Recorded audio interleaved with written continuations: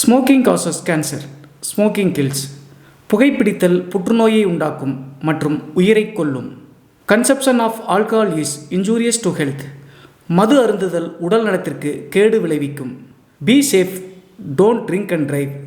பாதுகாப்பாக இருப்பீர், மது அருந்துவிட்டு வாகனம் ஓட்டாதீர்.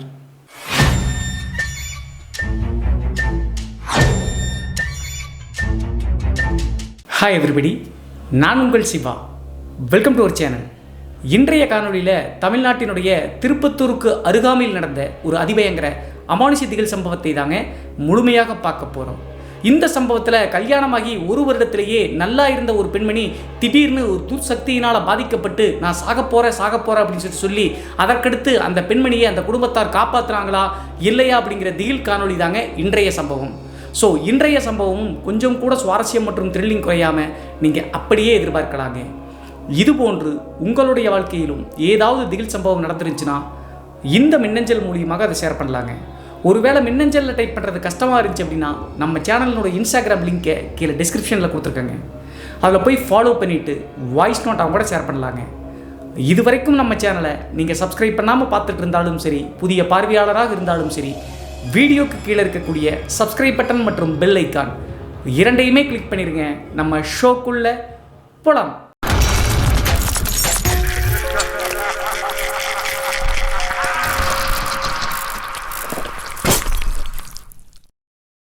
இந்த அமானுஷ சம்பவம் நான் ஏற்கனவே சொன்ன மாதிரி தமிழ்நாட்டினுடைய திருப்பத்தூரிலிருந்து ஒரு 15 கிலோமீட்டர் தொலைவில் இருக்கக்கூடிய அழகிய கிராமத்தில் 2015 காலகட்டத்தில் நடந்த திகில் சம்பவம் தாங்க இந்த சம்பவம்.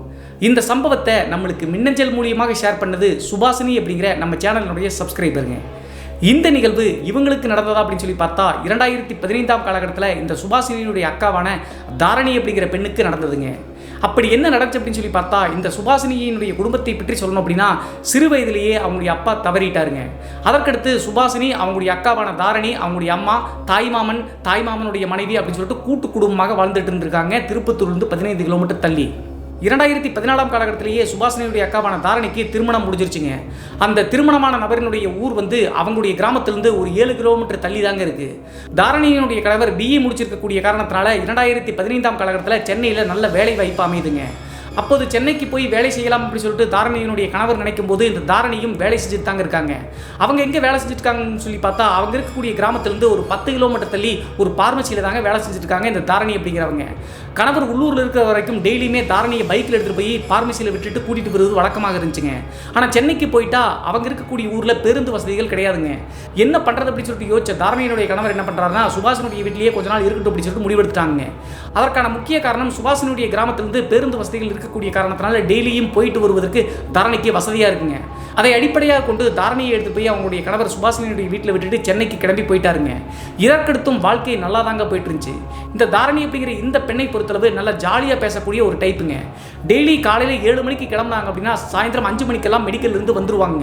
வந்த பிறகு தன்னுடைய தாய்மாமனுடைய குழந்தைகள், அம்மா, அப்பா, தாத்தா, பாட்டி கிட்ட நல்லா ஜாலியாக பேசுவாங்க. இப்படி இருக்கக்கூடிய ஒரு பெண்மணி தான் இந்த தாரணி அப்படிங்கிற பெண்மணிங்க. தாரணி அவங்களுடைய சொந்த ஊருக்கு வந்த அதே டைமில் சுபாஷினியும் 2015 காலகட்டத்தில் அவங்களுடைய கல்லூரி படிப்பை முடிச்சு அவங்களுடைய சொந்த கிராமத்திற்கே வந்துட்டாங்க. அதற்கடுத்து அக்கா, தங்கச்சி மற்றும் ஏற்கனவே இருந்த கூட்டு குடும்பத்தோடு நல்லா தாங்க வாழ்க்கை போயிட்டு இருந்துச்சு. இப்படியே போயிட்டு இருக்கும்போது 2015 காலகட்டம் ஒரு நாள் எப்போதும் போல தாரணி காலையில் 7 மணிக்கு மெடிக்கலுக்கு போயிட்டு சாயந்தரம் 5 மணிக்கு வந்துட்டாங்க. வந்தவங்க எப்போதுமே தாய்மாமனுடைய குழந்தைகள், அதே மாதிரி தங்கச்சியான சுபாஷினி எல்லாத்துக்கிட்டையும் ஜாலியாக பேசக்கூடியவங்க. ஆனால் அன்றைய நாள் எதுவுமே பேசாமல் உள்ளே போய் யாருக்கிட்டையும் பேச்சும் கூட கொடுக்காம போய் படுத்து தூங்க ஆரம்பிச்சிட்டாங்க. தாரணி அப்படிங்கிற இந்த பெண்ணை பொறுத்தளவு அவங்களுக்கு தேவையான வேலைகளை அவங்களே செஞ்சுக்குவாங்க. துணிமணிகளை துவைப்பது, வேலைக்கு போவது வருவது எல்லாமே அவங்க தாங்க பார்த்துக்குவாங்க. ஆனால் அந்த டைம்லேருந்து தாரணியினுடைய செயல்பாடுகள் எல்லாமே டோட்டலாக மாற ஆரம்பிச்சுங்க. அவங்களுடைய துணிகளை துவைப்பது கிடையாது. ஏற்கனவே கூட்டு குடும்பம் இல்லை, ஸோ அதனால் பிரச்சனையெல்லாம் வரும். ஸோ அதையெல்லாம் யோசிக்காத தாரணி என்ன பண்ணுறாங்க அப்படின்னா, டெய்லியும் போயிட்டு வந்து யாருக்கிட்டையும் பேசாமல் போய் படுத்து தூங்க ஆரம்பிச்சிருவாங்க. கிட்டத்தட்ட ஒரு வார காலகட்டம் தாரணி இப்படியே இருந்த காரணத்தினால எல்லாரும் என்ன நினச்சிட்டாங்க அப்படின்னா, சரி வேலை கொஞ்சம் அதிகமாக இருக்க மாட்டிருக்கு, அதனால தான் ஸ்ட்ரெஸ்ஸில் வந்து படுத்துக்கிறாங்க அப்படின்னு சொல்லிட்டு கண்டுக்காம விட்டாங்க. இதற்கடுத்து தாரணியினுடைய செயல்பாடுகள் இன்னும் கொஞ்சம் கொடூரமாக மாற ஆரம்பிச்சுங்க. வாரம் சனி மற்றும் ஞாயிற்றுக்கிழமை சென்னையில் இருக்கக்கூடிய தாரணியினுடைய கணவர் சுபாஷினி இருக்கக்கூடிய வீட்டுக்கு தன்னுடைய மனைவியை பார்ப்பதற்காக வருவாருங்க. வந்தார் அப்படின்னா அந்த 2 நாட்களில் தன்னுடைய மனைவியை கூப்பிட்டு தேவையான பொருட்கள் வாங்கி கொடுக்குறது, அதே மாதிரி 7 கிலோமீட்டர் தொலைவில் இருக்கக்கூடிய அவங்களுடைய மாமியார் வீட்டுக்கு கூட்டு போயிட்டு வருவது, இந்த மாதிரி செஞ்சுக்கிட்டே இருப்பாருங்க. ஆனால் இந்த நிகழ்வுக்கு பின்பு சென்னையிலிருந்து வந்த தாரணியினுடைய கணவர்கிட்ட இந்த தாரணி அப்படிங்கிறவங்க எரிஞ்செறிஞ்சு விழுக ஆரம்பிச்சாங்க.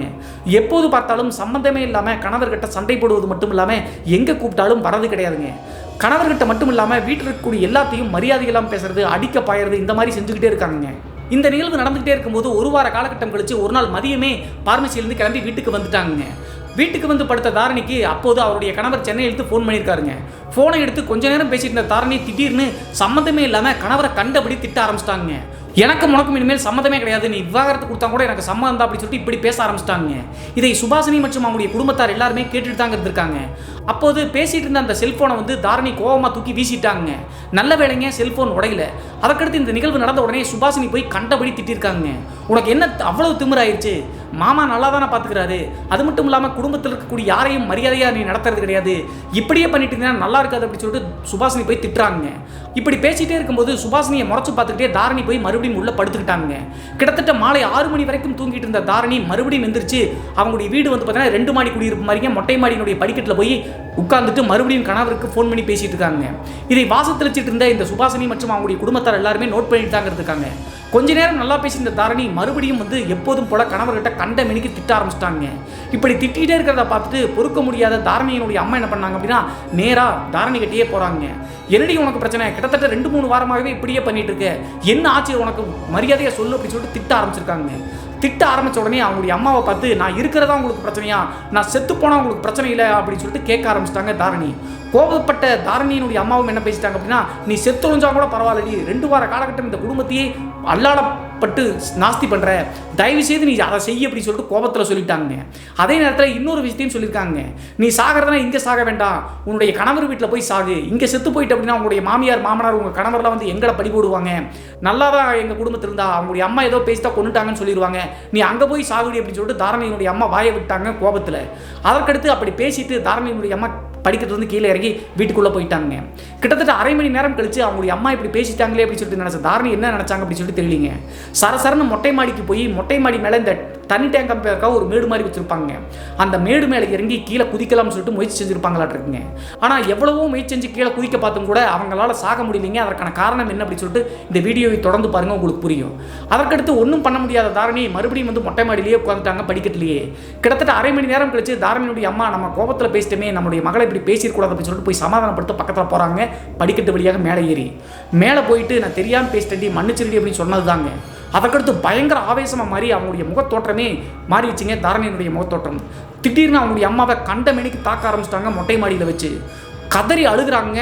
தாரணியினுடைய அம்மா கத்துறாங்க. எல்லாருமே கீழே இருக்காங்க. மொட்டை மாடியில் இது நடக்குது. என்னடா தாரணியினுடைய அம்மா சத்தம் போடுறாங்களே அப்படின்னு சொல்லிட்டு சுபாஷினியோடு மேலே ஓடுறாங்க. ஓடி போய் பார்க்கும்போது அவங்களுடைய அம்மாவை தாரணி பரட்டி எடுக்கிறாங்க. அதற்கடுத்து வழி தாங்க முடியாமல் துடிச்சிட்டு இருந்த அவங்களுடைய அம்மாவை தாரணி கிட்ட இருந்து காப்பாற்றி கீழே கூட்டிகிட்டு வந்துட்டாங்க அவங்களுடைய மாமா.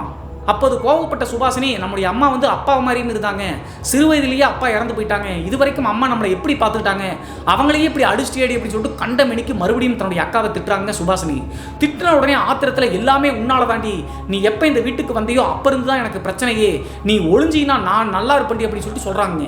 இதை கேட்ட உடனே சுபாஷினிக்கு ஒன்றும் புரியலிங்க. இது வரைக்கும் நல்லா இருந்துச்சு, நம்ம வந்ததுக்கு பின்னாடி இப்படி இருக்குன்னு சொல்கிறாளே, ஒன்றும் புரியலையே அப்படின்னு சொல்லிட்டு சுபாஷினி எதுவும் பேசாமல் கீழே வந்துட்டாங்க. இந்த சுபாஷினி அப்படிங்கிற இந்த பொண்ணை பொறுத்தளவு சிறு வயதிலிருந்தே தெய்வ பக்தி கொஞ்சம் அதிகம்ங்க. சாயந்தரம் ஆச்சு அப்படின்னா குளிச்சுட்டு வீட்டில் தீபம் ஏற்றுவது வழக்கங்க. அது மட்டும் இல்லாமல் வாரம் அந்த கிராமத்தில் இருக்கக்கூடிய காட்டேரியம்மன் கோவிலுக்கு போய் வழிபட்டு வருவது வழக்கங்க. வெள்ளிக்கிழமை இதை எப்போதுமே சுபாஷினி செஞ்சுட்டு இருப்பாங்க. ஆனால் அவங்களுடைய அக்கா அப்படி பேசும்போது எதுக்காக நம்ம வந்து தான் பிரச்சனை அப்படி சொல்கிறாள் அப்படின்னு சொல்லிட்டு கீழே வந்துட்டாங்க. கிட்டத்தட்ட மறுபடியும் ஒரு அரை மணி நேரம் கழிச்சு அவங்களுடைய தாய் மாமன் மொட்டை மாடியில் இருக்கக்கூடிய தாரணியை சமாதானப்படுத்த போறாருங்க. தாய் மாமன் மேலே சிறு வயதிலேருந்தே தாரணிக்கு மரியாதை இருந்திருக்குங்க. அதனால் அவங்களுடைய மாமா என்ன சொல்லியிருக்காருன்னா, சரி எதையும் பெருசாக மனசில் எடுத்துக்காத, வந்து சாப்பிட்டு தூங்கு, உன் வீட்டுக்காரர் வந்தாருன்னா பேசிக்கலாம் அப்படின்னு சொல்லியிருக்காருங்க. அவங்களுடைய மாமன் சொன்ன காரணத்தினால எந்தவித பதிலும் எதிர்த்து பேசாமல் தாரணி கீழே வந்துட்டாங்க. கீழே வந்து சாப்பிட்டு முடிச்சுட்டு அவங்களுடைய அறையில் படுக்கலாம்னு சொல்லிட்டு படுத்துட்டாங்க. வீட்டில் இருக்கக்கூடிய யாரோடையும் பேசல. அவங்களுடைய தாத்தா பாட்டி மேலே ரொம்ப பாசம்ங்க. அவங்களுடைய தாத்தா பாட்டி கிட்ட கூட தாரணி பேசல. அதற்கடுத்து நைட்டு ஒரு 8 மணி 9 மணி இருக்குங்க. இந்த சுபாஷினி அப்படிங்கிற இந்த பெண்ணை பொறுத்தளவு நான் ஏற்கனவே சொன்ன மாதிரி வெள்ளிக்கிழமையாச்சு அப்படின்னா கோவிலில் போய் காட்டேரியம்மனை வழிபட்டு வருவாங்க இல்லையா, அதே மாதிரி கோவிலில் போய் காட்டேரியம்மனை வழிபட்டு வர வழியே அவங்களுடைய வீட்டை நோக்கி வந்துட்டு இருக்காங்க. அவங்களுடைய வீட்டுக்கு வரதுக்கு முன்னாடி இன்னொரு வீடு இருக்குங்க, அவங்களும் சொந்தக்காரங்க தான். நிறை மாத கர்ப்பிணியாக இருக்கக்கூடிய ஒரு அக்கா வந்து பார்த்தீங்கன்னா சுபாஷினிக்கு நல்ல பழக்கங்க. அவங்க கூப்பிட்ட காரணத்தினால அவங்க கிட்ட போய் நின்று பேசிட்டு இருக்காங்க. அப்போது நிறை மாத கர்ப்பிணியாக இருக்கக்கூடிய அந்த அக்கா வந்து பார்த்தீங்கன்னா சுபாஷினி கிட்ட என்ன பிரச்சனை, வீட்டில் கூச்சலாகவே இருக்கு அப்படின்னு சொல்லி கேட்டிருக்காங்க. சரி, அவங்க நம்மளுக்கு தெரிஞ்சவங்க தான் அப்படின்னு சொல்லிட்டு சுபாஷினி அவங்களுடைய அக்காவினுடைய நடவடிக்கைகள் அனைத்தையும் அப்படியே சொல்லிட்டாங்க. சரி, நீ வீட்டுக்கு போ, நான் வரேன் அப்படின்னு சொல்லிட்டு அந்த கர்ப்பிணி பெண்ணும் சொல்லியிருக்காங்க. அதற்கு பின்பு சுபாஷினியும் வீட்டுக்கு வந்துட்டாங்க. ஒரு 10 நிமிடம் கழிச்சு அந்த நிறை மாத கர்ப்பிணி 9 மாதமா இருக்காங்க. அவங்க நேரா மெதுவா சுபாஷினுடைய வீட்டை நோக்கி வர்றாங்க.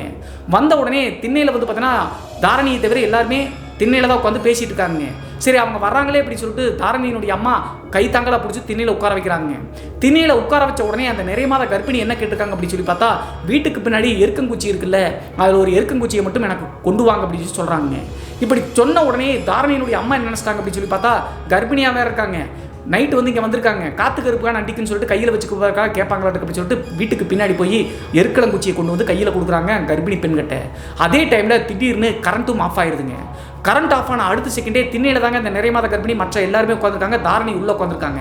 அந்த எருக்கலங்குச்சியை கையில் வாங்கின உடனேங்க இந்த நிறை மாத கர்ப்பிணியாக இருக்கக்கூடிய இந்த பெண்மணி திடீர்னு அவங்களுடைய உடம்பை வந்து சிலுக்கிற மாதிரி சிலுக்கிறாங்க. சிலுத்துக்கிட்டு வந்து பார்த்தீங்கன்னா உள்ளே இருக்கக்கூடிய அவளை வெளியே கூட்டிகிட்டு வாங்க அப்படின்னு சொல்லி சொல்கிறாங்க. அவங்களுடைய டோனே வேற மாதிரி இருக்குங்க, கர்ப்பிணியினுடைய டோன். அப்படி சொன்ன அடுத்த செகண்டே சுபாஷினி மற்றும் அவங்களுடைய தாத்தா பாட்டிக்கு புரிஞ்சிருச்சுங்க. உள்ள சுபாஷினி போய் தாரணி கிட்ட அந்த அக்கா கூப்பிடுறாங்க, வா அப்படின்னு சொல்லி சொல்கிறாங்க. சொன்ன அடுத்த செகண்டே படுத்துட்டு இருந்த தாரணி ஆவேசமாக எந்திரிச்சு முகத்தோற்றமே மாறிடுச்சுங்க. வீட்டுக்குள்ளே வந்து பார்த்தீங்கன்னா கரண்ட் போன காரணத்தினால மெழுகுவர்த்தி தாங்க ஏற்றி வச்சிருக்காங்க. அந்த மெழுகுவர்த்தியினுடைய வெளிச்சத்தில் தாரணியினுடைய முகமே பார்த்து சுபாஷினி மிரண்டு போயிட்டாங்க. ஆவேசமாக அவ கூப்பிட்டா நான் ஏன் வரணும் அப்படின்னு சொல்லிட்டு ஆவேசமாக பயங்கரமாக கத்த ஆரம்பிச்சிட்டாங்க. அவங்களுடைய டோன் வந்து பார்த்தோன்னா தாரணியினுடைய டோனே கிடையாதுங்க. இதை கேட்ட உடனே சுபாஷினி மிரண்டு போய் 2 அடி பின்வாங்கிட்டாங்க. அதற்கடுத்து நான் வர முடியாது அப்படின்னு சொல்லிட்டு அங்கேயே உட்காந்துட்டாங்க. அதற்கு பின்பு தான் அவங்களுடைய தாத்தா பாட்டி மற்றும் அவங்களுடைய குடும்பத்தாருக்கு தெரிஞ்சிருக்குங்க தாரணியினுடைய உடம்புல வேறு ஏதோ இருக்குது அப்படின்னு சொல்லிட்டு. அதே நேரத்தில் தாரணி அப்படி சொன்ன உடனே திண்ணையில் உட்காந்துருந்த நிறை மாத கர்ப்பிணியினுடைய உடம்புல அந்த காட்டேரியம்மன் வம்சம் செஞ்சிருச்சாட்டுருங்க, உடம்புல இறங்கிருச்சாட்டிருக்கு. சிறு வயதிலிருந்தே அந்த பெண்ணும் வந்து பார்த்தீங்கன்னா காட்டேரியம்மனை வழிபடக்கூடிய பெண்மணி தானாமங்க. எப்போதெல்லாம் காட்டேரியம்மனுக்கு திருவிழா எடுப்பாங்களோ அப்போதெல்லாம் சாமி வந்து அந்த நிறை மாத கர்ப்பிணியினுடைய உடம்புல இறங்குமாமங்க. ஸோ அந்த காரணத்தால தான் இந்த நிறை மாத கர்ப்பிணி வந்து பார்த்தீங்கன்னா அந்த எருக்கலங்குச்சியை வாங்கிட்டு காட்டேரியம்மன் உள்ளே இறங்கியிருக்குங்க. தாரணியை அந்த எருக்கலங்குச்சியை வச்சு அடித்து விரட்டுறதுக்காக அதை பண்ணியிருக்க மாட்டிருக்கு. ஸோ இந்த நிறை மாத கர்ப்பிணியும் திண்ணையில் உட்காந்துட்டு நான் கூப்பிட வர முடியாது அப்படின்னு சொல்லிட்டு ஆவேசமாக கத்துறாங்க, பயங்கர குதிக்கிற மாதிரி குதிக்கிறாங்க. அப்போது அந்த கர்ப்பிணியினுடைய வீட்டிலிருந்தும் எல்லாரும் வந்துட்டாங்க. 9 மாத கர்ப்பிணியாக இருந்து குழந்தை வேற இருக்கு, சாமி வந்து இறங்கியிருக்கு, குழந்தைக்கு ஏதாவது ஆபத்தாயிருமோ அப்படின்னு சொல்லிட்டு உடனே வந்து பார்த்தீங்கன்னா வேண்டி நிறை மாத கர்ப்பிணிக்கு திருநீரை வச்சு விட்டு சமாதானப்படுத்துறாங்க, சாந்தப்படுத்துறாங்க. சாந்தப்படுத்தி அந்த பெண்ணை வந்து பார்த்தீங்கன்னா சாமியை வந்து விலக்கி விட்டு நேராக வீட்டுக்கு கூட்டு போயிட்டாங்க. அதற்கு பின்பு தான் இந்த ஒட்டுமொத்த குடும்பத்தாருக்கும் தெரிஞ்சுக்குங்க தாரணி வந்து நார்மலாக இதெல்லாம் பண்ணல, அவருடைய உடம்புல ஏதோ ஒரு துர்சக்தி இருக்குது அப்படின்னு சொல்லிட்டு. அப்போது இது எப்படி சரி பண்ணுறது அப்படின்னு சொல்லிட்டு அந்த குடும்பத்தார் குழப்பத்தில் இது வரைக்கும் இவங்களுடைய குடும்பத்தில் இந்த மாதிரி பேய் ஆடுறதெல்லாம் நடக்கவே இல்லை. சரி, இது எப்படியாவது சரி செய்யணும், ஏதாவது மாந்திரிகவாதியை பேய் ஓட்டக்கூடிய நபர்களை கூப்பிடணும் அப்படின்னு சொல்லிட்டு தேட ஆரம்பிச்சாங்க. காலையில் பார்த்துக்கலாம் அப்படின்னு சொல்லிட்டு யோசிச்சுட்டு இருக்காங்க. கடைசியாக அந்த கர்ப்பிணி பெண் அவங்களுடைய வீட்டுக்கு போன பிறகு மறுபடியும் தாரணி வந்து பார்த்தீங்கன்னா அந்த துர்சக்தி இறங்கி ஆவேசமாக தாங்க இருந்திருக்காங்க. சுபாஷினி பயந்துக்கிட்டு அந்த வீட்டினுடைய ஹால்லேயே உட்காந்துருக்காங்க. காட்டேரியம்மனுடைய திருநீர் அகத வச்சிருக்காங்க. அந்த பெண்ணினுடைய கையில் வச்சு பூசணும் அப்படின்னா கண்டிப்பாக அப்போதைக்கு வந்து பார்த்தீங்கன்னா அந்த துர்சக்தியை விளக்க முடியும் அப்படின்னு சொல்லிட்டு அவங்களுடைய தாய்மாமன் சொல்கிறாருங்க. அக்கா கிட்ட போய் அந்த திருநீரை பூசுமா அப்படின்னு சொல்லும்போது சுபாஷினி பயந்துக்கிட்டு போக மாட்டேன்ட்டாங்க. அதற்கடுத்து அவங்களுடைய தாய்மாமன் பக்கத்து வீட்டில் இருக்கக்கூடிய 2-3 ஆண்கள் சேர்த்து தாரணியை வந்து பார்த்தீங்கன்னா சுபாஷினி பக்கத்தில் இழுத்துட்டு வர பார்க்குறாங்க. தாரணி வந்து பார்த்தீங்கன்னா ஒரு 40 கிலோ 45 கிலோ வெயிட் தாங்க இருப்பாங்களாம, ரொம்ப ஒல்லியாக தான் இருப்பாங்க. ஆனால் அத்தனை ஆண்மகன்களும் சேர்த்து தூக்க பார்க்குறாங்க. தாரணியை ஒரு இன்ச்சு கூட நகர்த்த முடியல. கடைசியாக வேற வழி இல்லாமல் எல்லா ஆண்களும் சேர்த்து சுபாஷினியை சமாதானப்படுத்தி பக்கத்தில் கூட்டு வந்து திருநீரை வச்சிருக்காங்க. அதற்கு பின்பு தான் தாரணி ஓரளவுக்கு வந்து பார்த்தீங்கன்னா நார்மலாக இருக்கிற மாதிரி இருந்திருக்காங்க. சரி, நைட்டு எப்படியாவது கண்ட்ரோல் பண்ணி தாரணியை பாதுகாப்பாக படுக்க வச்சுக்கலாம். ஏன்னா வீட்டினுடைய பின்னாடி செய்து கிணறெல்லாம் இருக்குங்க, ஏதாவது உயிருக்கு ஆபத்து ஏற்படுற மாதிரி அவள் ஏதாவது பண்ணிட்டானே என்ன பண்ணுறது அப்படின்னு சொல்லிட்டு நடுவில் தாரணியை படுக்க வச்சுட்டு இங்கிட்டு வந்து பார்த்தீங்கன்னா அவங்களுடைய அம்மா அந்த சைடு அவங்களுடைய பாட்டி படுத்துக்கிட்டாங்க. அப்போது சுபாஷினி வந்து கொஞ்சம் பயந்து போய் தள்ளி தாங்க படுத்திருக்காங்க. அன்னைக்கு நாள் என்னவோ துரதிஷ்டம், அவங்களுக்கு கரண்டே வரலைங்க அந்த கிராமத்திற்கு. நைட்டு 11 மணி 12 மணி வரைக்கும் வித்தியாசமான செயல்களில் ஈடுபட்டு இருக்காங்க. முழிச்சு பார்த்துக்கிட்டே இருந்திருக்காங்க. அரைக்குறையாக வந்து சுபாஷினி அப்பப்போ அவங்களுடைய அக்காவை எட்டி பார்த்துட்டு தாங்க இருக்காங்க. தூங்காமல் பயந்து இருந்த காரணத்தினால அவங்களுடைய பாட்டி கிட்ட அக்காவுக்கு என்ன ஆச்சு, பேய் பிடிச்சிருச்சா அப்படின்னு சொல்லி கேட்கும்போது அவங்களுடைய பாட்டி வந்து பார்த்தீங்கன்னா அவள் வரட்டும், எவ்வளோ இருந்தாலும் செருப்பால் அடித்து அனுப்புற அப்படின்னு சொல்லிட்டு அவங்களுடைய பாட்டி சொல்கிறாங்க. தாரணியினுடைய உடம்புல இருக்கக்கூடிய ஆன்மாவை தான் அப்படி சொல்கிறாங்க. அப்படி சொல்லிட்டு படுத்துக்கிட்டாங்க. நைட்டு படுத்து தூங்கி ஒரு 1 மணி நேரம் 2 மணி நேரம் தாங்க இருக்கும். திடீர்னு பார்த்தா அவங்களுடைய பாட்டி கதறி அடித்து எந்திரிக்கிறாங்க. என்ன ஆச்சு அப்படி சொல்லிட்டு முடிச்சு பார்க்கும்போது அவங்களுடைய அம்மாவை எப்படி மொட்டை மாடியில் போட்டு பிரட்டி எடுத்தாங்களோ அதே மாதிரி அவங்களுடைய பாட்டியை போட்டு தாரணி பிரட்டி எடுக்கிறாங்க. வயசானவங்க இருந்தாலும் வந்து கிராமத்தில் கூலி வேலை செஞ்சவங்க ஓரளவுக்கு தப்பிச்சிட்டாங்க. அவங்களுடைய பாட்டியினுடைய தலைமுடியை பிடிச்சி நட்டமாக தூக்கிட்டு அந்தரத்தில் தூக்குற மாதிரி தாரணி தூக்குறாங்க. அதற்கடுத்து மறுபடியும் அவங்களுடைய தாய்மாமன் மற்றும் பக்கத்து வீட்டுக்காரங்களுடைய உதவியோடு தாரணி மற்றும் அவங்களுடைய பாட்டியை பிரித்து வச்சு தனியாக வந்து பார்த்தீங்கன்னா விடிய விடிய தாரணியை தனியாக பாதுகாப்பாக வச்சுருந்துருக்காங்க. அப்படி இருந்தாலும் கூட வீட்டுக்குள்ள ஒரு அறையில் அடைச்சி வச்சும் தாரணி வந்து என்ன சொல்கிறாங்க அப்படின்னா, இவளை நான் கொன்னே தீருவேன், நான் இவளை கொண்டு போய் தான் தீருவேன் அப்படின்னு சொல்லிட்டு தாரணி தன்வாயினாலேயே சொல்கிறாங்க. அப்போது இவங்களுக்கு 100% உறுதியாயிடுச்சுங்க. கண்டிப்பாக தாரணி வந்து சுய விருப்பத்தோடு இது செய்யலை, அவங்களுடைய உடம்புல இருக்கக்கூடிய ஆன்மாவை இது செய்யுது அப்படின்னு சொல்லிட்டு ஒட்டுமொத்த குடும்பத்தாருக்கும் புரிஞ்சிருச்சுங்க. அந்த இரவு முழுவதுமே அந்த வீட்டில் இருக்கக்கூடிய யாருமே நிம்மதியாக தூங்கலிங்க. தனியான அறையில் தாரணியை அடைச்சி வச்சும் கூட விடிய விடிய பயங்கர உருமல் சத்தத்தோடு சிரிச்சுக்கிட்டே இருக்காங்க. கரண்ட் இல்லாமல் அந்த வீடே கும்மிருட்டாக இருக்கக்கூடிய காரணத்தினால தாரணி சிரிக்கக்கூடிய அந்த சிரிப்பு சத்தம் எல்லாத்தையும் வந்து பார்த்தீங்கன்னா பயத்தினுடைய உச்சிக்கே கொண்டு போச்சுங்க. அப்போது பக்கத்து வீட்டில் இருக்கக்கூடிய ஒரு தாத்தாங்க, அவங்களும் வந்து பார்த்தீங்கன்னா சொந்த உறவு முறை தான். அந்த தாத்தா வந்து இந்த பெண்மணி இப்படி சிரிச்சிட்டு இருக்கிறத பார்த்துட்டு தைரியமாக வந்து வந்திருக்காருங்க. வந்த உடனே 2-3 எலுமிச்சம்பழங்களை கேட்டிருக்காருங்க அந்த தாத்தா. அதற்கடுத்து இந்த எலுமிச்சம்பழத்தை கொடுத்த காரணத்தினால எடுத்துக்கிட்டு ரூம்குள்ளே போயிட்டாருங்க. ரூம்குள்ளே போய் உளுத்தாப்பால் போட்டாருங்க. ஜன்னல் வழியாக என்ன நடக்குது அப்படின்னு சொல்லிட்டு பார்த்துட்டே இருக்காங்க. அந்த டைமில் அந்த தாத்தா வந்து பார்த்தீங்கன்னா தாரணி பக்கத்தில் போன உடனே இந்த 3 எலுமிச்சங்கனிகளை கொடுத்த உடனே எலுமிச்சங்கனி எவ்வளவு பிடிக்கும், ஆனால் அந்த 3 எலுமிச்சங்கனிகளையும் நல்லா சுவையாக இருக்கக்கூடிய கனி மாதிரி சாப்பிட ஆரம்பித்தாங்க. கொஞ்சம் கூட புளிப்பை வந்து பார்த்தீங்கன்னா தாரணி வெளிப்படுத்திக்கவே இல்லைங்க. இது வந்து ஒரு சின்ன அறிகுறி மாதிரி அவங்க இப்படி சாப்பிட்டாங்க அப்படின்னா கண்டிப்பாக துர்சக்தி இருக்குது அப்படின்னு சொல்லிட்டு புரிஞ்சுக்கலாமாமா. கிராமத்தில் இது ஒரு வழக்கம். அதே மாதிரி அந்த 3 எலுமிச்சங்கனிகளும் சர்வ சாதாரணமாக அந்த தாரணி சாப்பிட்டுருக்காங்க. சாப்பிட்ட உடனே உள்ளே இருந்துக்கிட்டே அந்த தாத்தா என்ன சொல்லியிருக்காரு அப்படின்னா, அடுத்து வேப்பங்குழுந்தை கொண்டு வாங்கடா அப்படின்னு சொல்லியிருக்காருங்க. சொன்ன அடுத்த செகண்டே வந்து பார்த்தீங்கன்னா ஆவேசமாக எந்திரிச்சு அந்த தாத்தாவை தாக்க ஆரம்பிச்சிட்டாருங்க தாரணி. வேப்பங்குழுத்து எனக்கு வேண்டாம் வேண்டாம் வேண்டாம் அப்படின்னு சொல்கிறாங்க.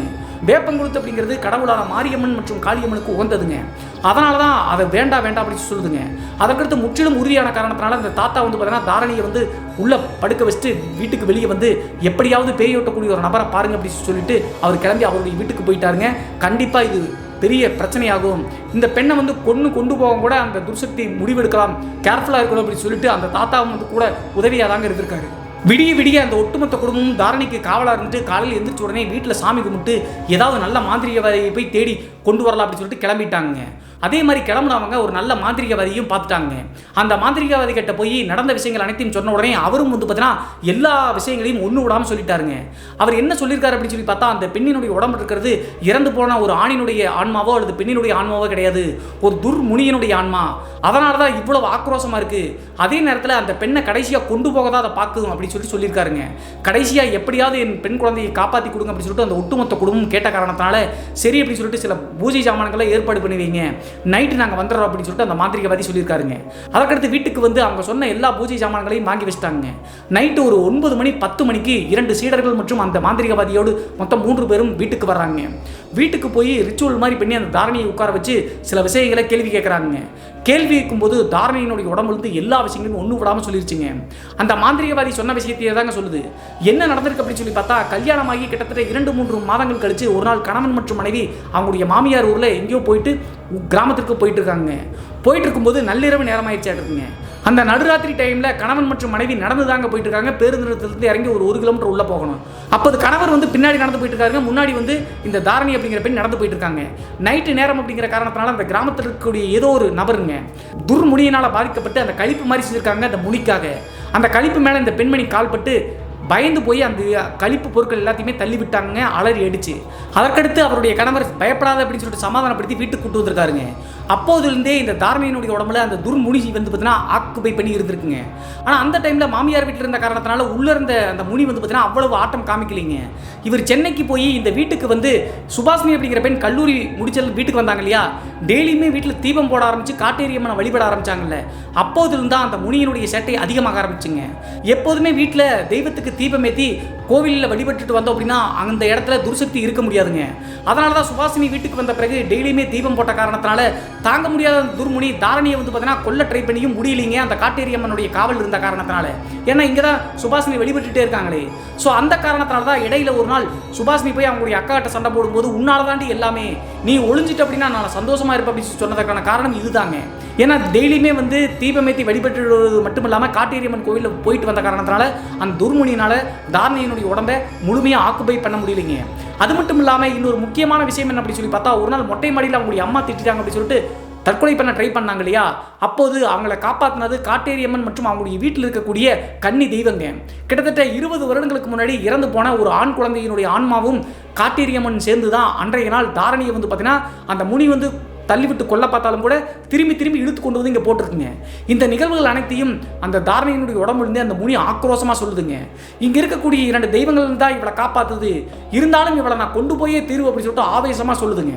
அதற்கு பின்பு இது சரிப்பட்டு வராது அப்படின்னு சொல்லிட்டு நினைச்ச அந்த மாந்திரிகவாதி என்ன பண்ணுறாரு அப்படின்னா, அந்த கிராமத்தினுடைய ஏரிக்கரையில் வந்து பார்த்தீங்கன்னா முனிகள் இருக்குங்க, அங்கே இருக்கக்கூடிய ஏரிக்கரையினுடைய மண்ணை கொண்டு வாங்க, ஒரு பொம்மை மாதிரி செஞ்சு அதில் ரிச்சுவல் செஞ்சு அந்த பொம்மை எடுத்து போய் சுடுகாட்டில் அடக்கம் பண்ணால் எல்லாம் சரியாக போயிடும் அப்படின்னு சொல்லிட்டு அந்த மாந்திரிகவாதி சொல்கிறாருங்க. அதே மாதிரி அவங்களுடைய தாய் மாமன் மற்றும் உற்றார்கள் ஆண்மகன்கள்லாம் போய் அந்நேரத்துக்கு போய் ஏரிக்கரை மண்ணை கொண்டு வந்து ஒரு பொம்மை மாதிரி அந்த முனியினுடைய அமைப்பில் செய்கிறாங்க. அந்த ரிச்சுவலை பொறுத்தளவு தாரணியினுடைய உடம்புல இருக்கக்கூடிய அந்த முனியினுடைய ஆன்மாவை அந்த பொம்மையில் கொண்டு வந்துருவாங்க. அதற்கு பின்பு அதிலிருந்து தப்பிக்க முடியாத அளவுக்கு எடுத்து போய் சுடுகாட்டில் அடக்கம் பண்ணாதான் பின்பு வந்து பார்த்தீங்கன்னா அந்த தாரணியினுடைய உடம்புல அந்த முனினால் வர முடியாது அப்படின்னு சொல்லிட்டு ஒரு ஐதீகம் சாங்கியம்னு வச்சுக்கோங்களேன். ஸோ இந்த வழிபாட்டு முறையை தான் அந்த மாந்திரிகவாதி கையில் எடுக்கிறாருங்க. அதே மாதிரி அந்த ஏரிக்கிற மண்ணை கொண்டு வந்து பொம்மை மாதிரி செஞ்சு அந்த தாரணியினுடைய உடம்பு வந்து அந்த மண் பொம்மையில் முனியை கொண்டு வந்துடுறாருங்க. அப்போதே வந்து பார்த்தீங்கன்னா தாரணி மயக்கம் போட்டு பொத்துன கீழே வந்துட்டாங்க. அந்த முனியினுடைய ஆன்மா இந்த மண்ணு பொம்மையில் வந்த காரணத்தினால அதற்கு பின்பு எல்லா சாங்கியங்களையும் செஞ்சு முடிச்சு அந்த 3 பேரும் சேர்ந்து மாந்திரிகவாதி 2 சீடர்கள் என்ன பண்ணாங்க அப்படின்னா, நேராக நாங்கள் சுடுகாட்டில் எடுத்து போய் அடக்கம் பண்ணிட்டு கிளம்பிடுறோம் அப்படின்னு சொல்லி சொல்கிறாங்க. அதே மாதிரி அந்த குடும்பத்தாரும் சரின்னு சொன்ன காரணத்தினால அந்த மண் பொம்மையை எடுத்துகிட்டு நேராக கிளம்புறாங்க.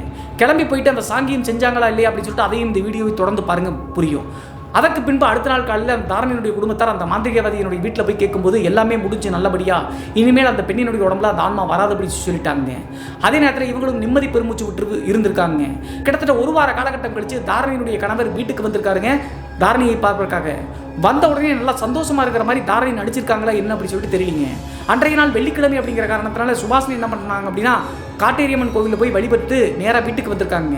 வந்த உடனே எல்லாத்துக்கும் திருநீர் வச்சு விட்டு தாரணிக்கும் போய் நெத்தியில் திருநீர் வச்சு விடலாம் அப்படின்னு சொல்லிட்டு நெத்தியில் திருநீர் வைக்கிறாங்க. அப்போது தாரணி வந்து பார்த்தீங்கன்னா அவங்களுடைய கணவருக்காக ஏதோ சமைச்சிட்டு இருக்காங்க. சுபாஷினி பின்னோக்கி வந்து டக்குன்னு திருநீர் வச்ச அடுத்த நொடியேங்க பயங்கரமாக ஓட கூச்சலிட்டு கத்த ஆரம்பிச்சிட்டாங்க. தாரணி கத்த ஆரம்பிக்கிறது மட்டும் இல்லாமல் சுபாஷினியை அப்படியே கழுத்தோடு பிடிச்சி தூக்க ஆரம்பிச்சிட்டாங்க. வீட்டில் இருக்கக்கூடிய எல்லாரும் ஓடி போய் பார்க்கும்போது தாரணியுடைய முகத்தோட்டத்தை பார்க்கவே முடியலைங்க. கொஞ்ச நேரம் இது நம்மளுடைய பெண்ணே கிடையாது அப்படின்னு சொல்லிட்டு புரிஞ்சிச்சுங்க. விகாரமான உருவத்தோட்டத்தில் இருக்கிறாங்க தாரணி. அதற்கடுத்து புரிஞ்சிச்சுங்க அந்த மாந்திரிகவாதி நம்மகிட்ட போய் சொல்லிட்டாரு, அந்த முனி வந்து இன்னும் போகல அப்படின்னு சொல்லிட்டு புரிஞ்சுக்கிட்டு என்ன பண்ணுறது அப்படின்னே தெரியலிங்க. அப்போதே சுற்றி இருக்கக்கூடிய ஆண்கள் எல்லாருமே சேர்த்து தாரணியை கட்டுப்படுத்தி சுபாஷினி கிட்ட இருந்து காப்பாற்றி காட்டேரியம்மன் கோவிலுக்கு இழுத்துட்டு போகிறாங்க. காட்டேரியம்மன் கோவிலுக்குள்ளே போகிற வரைக்கும் அத்தனை ஆண்மகளும் சேர்த்து ஒன்றுமே பண்ண முடியலைங்க. தாரணியை நகர்த்தவே முடியல. கஷ்டப்பட்டு எப்படியோ காட்டேரியம்மன் கோவிலுக்குள்ளே எடுத்து போய் விட்டாதாங்க. விட்ட உடனே ஆவேசமாக மறுபடியும் அதே முனிதாங்க ஆடுது.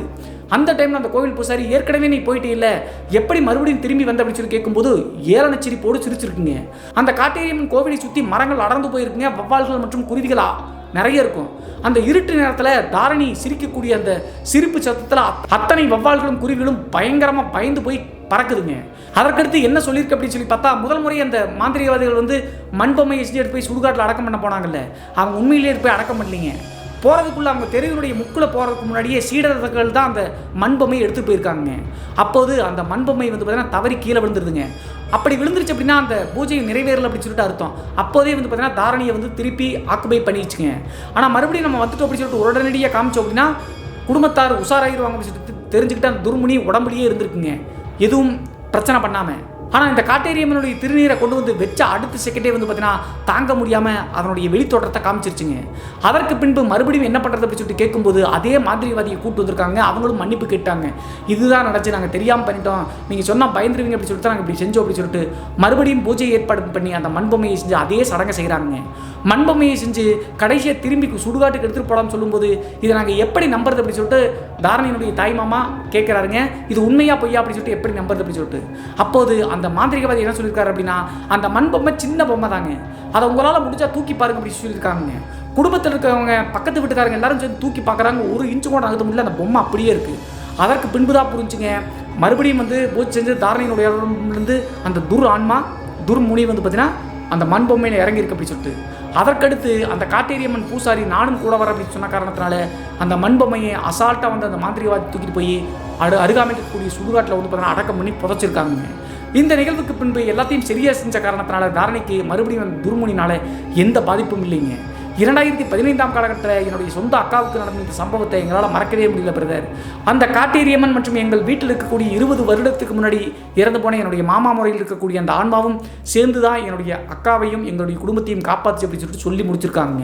இந்த சம்பவத்தை பற்றிய உங்களுடைய கருத்து என்ன அப்படி சொல்லிட்டு மறக்காமல் கமெண்ட் பாக்ஸில் கமெண்ட் பண்ணுங்கள். இதுபோன்று உங்களுடைய வாழ்க்கையிலும் ஏதாவது திகில் சம்பவம் நடந்துருச்சுன்னா இந்த மின்னஞ்சல் மூலியமாக அதை ஷேர் பண்ணலாங்க.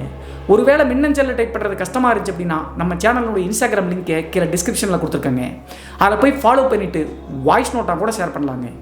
இது வரைக்கும் நம்ம சேனலை நீங்கள் சப்ஸ்கிரைப் பண்ணாமல் பார்த்துட்டு இருந்தாலும் சரி, புதிய பார்வையாளராக இருந்தாலும் சரி, வீடியோக்கு கீழே இருக்கக்கூடிய சப்ஸ்கிரைப் பட்டன் மற்றும் பெல் ஐக்கான் இரண்டையுமே கிளிக் பண்ணிடுங்க. மீண்டும் ஒரு த்ரில்லிங்கான அமானுஷ சம்பவத்துடன் உங்களை சந்திக்கும் வரை நான் உங்கள் சிவா.